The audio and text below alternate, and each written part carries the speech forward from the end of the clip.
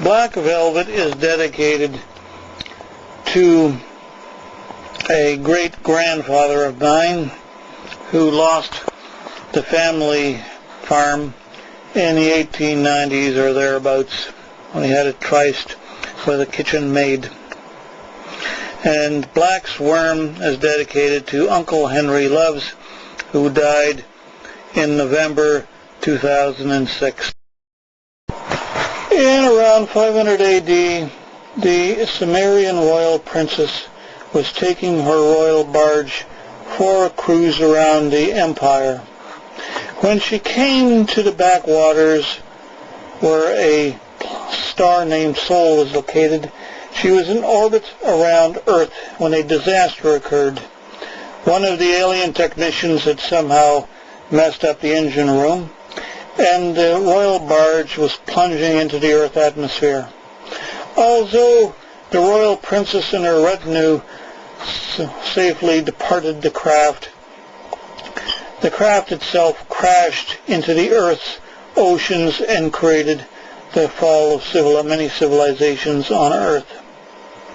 However, the smashed, wrecked craft also carried with it a priceless relic important to the Sumerian Empire, and the royal princess, before she left, had exiled the technicians and pilots of the ship to stay on Earth until they recovered the relic, which lay somewhere buried either on the ocean bottom or in the Earth's crust in a Sumerian strongbox.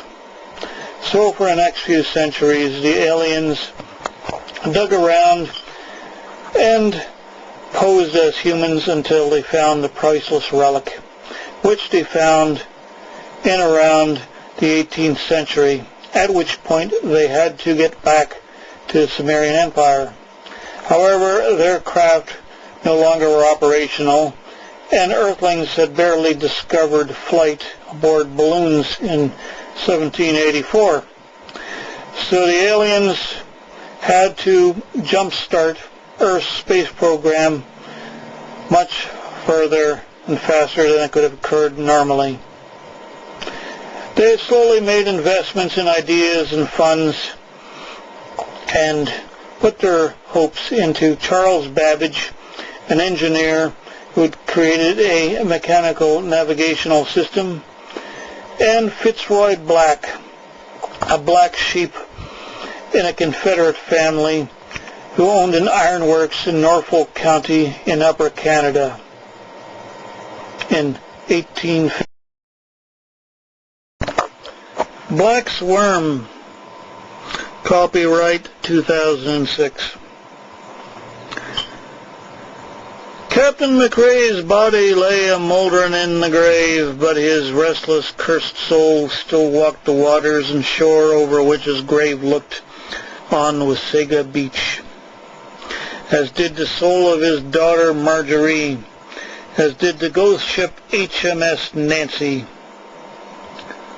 In 1805, the English clockmaker's son Charles Babbage was called upon to serve his country and King George III in the battle against Napoleon.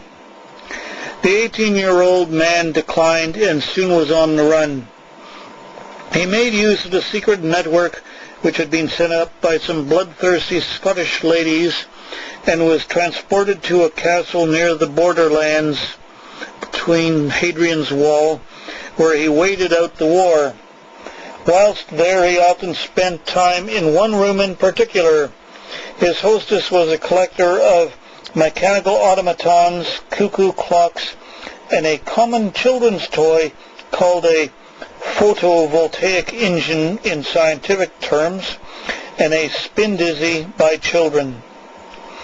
So it came to pass that one night, whilst Charlie was amusing himself by shining a lantern on the spin-dizzies, he noticed something that piqued his interest.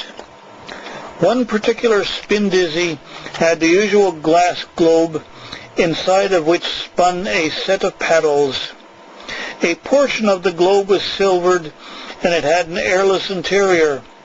Thus, when light shone, the light beams struck the paddles both directly and from the reflected silver surface, and caused the paddles to spin on their axle.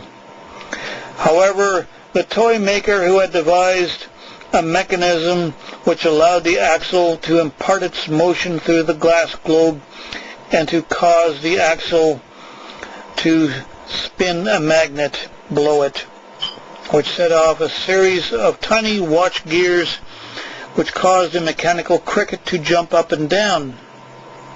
As Charlie brought the lantern right up to the globe, he noticed the paddles spun even faster and the cricket jumped even more vigorously. The seeds of an idea had been planted in